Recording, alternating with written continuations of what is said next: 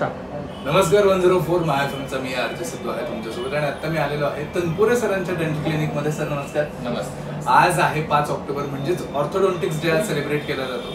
Sir हा विषय माझ्याही जवळचा आहे, तुमच्या जवळचा आहे की ब्रेसेस लावणे किंवा वेडेवाकडे दात सरळ करणं. आजच्या युथ साठी डेंटल केअर किती इम्पॉर्टंट आहे तुमच्याकडे? म्हणजे पूर्वी जसं आहे की वेडेवाकडे दात असले याच्यावरती ट्रीटमेंट आहे हेच माहिती नव्हतं लोकांना. खरं. आज नॅशनल ऑर्थोडॉन्टिक डे आहे, त्याच्या निमित्त मला असं सांगायचं आहे खूप जण आता आपलं सौंदर्य वाढवण्याकडे बघतात की दात जर वेडेवाकडे असतील तर त्या व्यक्तीचा कॉन्फिडन्स लेवल कमी होतो, इतरांपेक्षा नेहमीच कमी राहतो. तर ऑर्थोडॉन्टिक ट्रीटमेंट म्हणजे काय की दातांना ब्रेसेस लावायची, दाताला क्लिप लावायची आणि दात सरळ करायचे. याच्यामध्ये त्याची स्माईल तर सुंदर होतेच, पण त्याच्याबरोबर त्याचं सौंदर्य एवढं वाढतं, त्याच्यातूनच त्याचा कॉन्फिडन्स बिल्ड होतो. म्हणजे त्याला कधी बोलताना तो कॉन्फिडेंटली बोलतो. सोबतच आपण बघतो की बऱ्याचदा आपल्याला प्रॉब्लेम्स फेस करावे लागतात, जबडे पुढे मागे असतात किंवा एकावर एक दात असतात. त्यासाठीची सुद्धा काळजी जर वेळेत घेतली, बेसिकली आपण म्हणतो की एज असतं दुधाचे दात पडल्यानंतर किंवा जे नवीन दात आपल्याला येतात ती एज काय आहे आणि त्याच्या ट्रीटमेंटला आयडेंटिफाय कसं करायचं? ऍक्च्युली बेसिक 9 to 12 इयर्स ह्या एज ग्रुपमध्ये आपल्याला जर असे पेशंट कॅच करता येईल ज्यांचा प्रॉब्लेम जबड्यामध्ये आहे, तर तो मायो फंक्शनल अप्लायन्स असतात, ते ट्रेन केलं जातं मसलला की अरे त्या बोनला ट्रेन केलं जातं की तो जो प्रॉब्लेम आहे जबड्यामधला तो सॉल्व्ह करता येतो. पण त्याला त्या एज मध्येच पकडलं पाहिजे. साधारण वय असतं त्यांचं 10 वर्ष ते 13 वर्ष. ह्या एज मध्ये ते जर पेशंट्स आपल्याला हँडल करता आले तर तो प्रॉब्लेम तिथेच सॉल्व्ह करतो.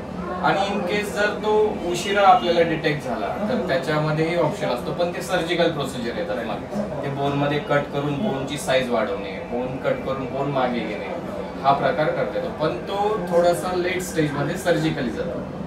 बेसिकली आपल्याकडे कन्फ्युजन खूप जणांचं असतं की अक्कलदाढ कधी येते. बरोबर. त्याचं काय उत्तर? अक्कलदाढेचा नियम ऍक्च्युली नाहीये. अक्कल कोणाला कधी येते हा एक कॉमेडीचा विषय झालाय थोडा. पण तो साधारणपणे 18 ते 22 वर्षामध्ये अक्कलदाढ येण्यास चालू होती. पण काहीची लेट 30s मध्ये म्हणजे 35-36 वर्षात येते. आणि म्हणजे पूर्वीची लोकांची हाईट आणि बॉडी याचा रेशो वेगळा होता. पूर्वी माणसं धिप्पाड होते, उंच होते, तर त्यांना अक्कलदाढ येण्यासाठी तेवढं बोन सफिशियंट होतं, ती अक्कलदाढ प्रॉपर तिथे येत होती. पण आता हाईट आणि बॉडी स्ट्रक्चर कम्पॅरेटिव्हली ॲव्हरेज आलंय, कमी झालंय.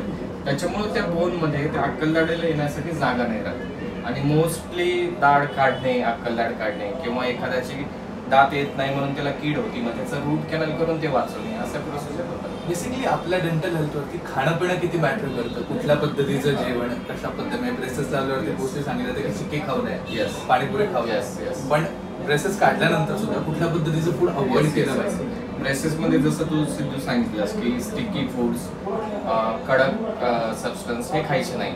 पण ब्रेसेस काढल्यानंतर मला सगळेजण म्हणतात की हा सर खूप चॉकलेट खातो त्याच्यामुळे दात किडले. पण बेसिकली चॉकलेट खाल्ल्यामुळे कधीच किडत नाही. आपण कुठलाही सॉफ्ट हे खाल्लं, डाएट पदार्थ खाल्ला, तो दातावर ते स्टिक म्हणजे चिटकून नाही राहायला पाहिजे. तो ज्यावेळेस प्रॉपर क्लीन होतो त्यावेळेस तो दात स्वच्छ राहतो. तोच पदार्थ जर दातावर राहिला तर एक केमिकल रिॲक्शन होते आणि त्याच्यामध्ये तो दात किडतो. बेसिकली ही पद्धत आहे. आणि खाण्यापिण्याच्या गोष्टी आपल्याला फ्रुट्स जर आहाराचं असतील तर खूप चांगलं. व्हेजिटेबलचं प्रमाण जर आता जंक फूडकडे आपण खूप जातोय, ते जेवढं मिनिमाइज करता येईल. चीट डाएट म्हणून एक प्रकार आहे आजकाल, तो मंथली एकदा ठीक आहे, महिन्यातून एकदा तुम्ही खाऊ शकता थोडंसं चेंज म्हणून. पण आजकाल असं झालंय की हेल्दी फूड कमी येत आहे आणि बाकीचं फूड जास्त. तर नक्कीच तुम्ही सुद्धा नगरकर बेसिक गोष्टी आहेत ज्याने आपल्या दातांची काळजी करू शकता. जेवढं आपण लक्ष स्किन केअरकडे देतो, हेअर केअरकडे देतो, तेवढंच डेंटल केअरकडे लक्ष देणं गरजेचं आहे आणि वेळोवेळी फॉलोअप पण गरजेचं आहे. सो सर परत एकदा ऑर्थोडॉन्टिक्स डेच्या खूप साऱ्या शुभेच्छा. Thank you so much.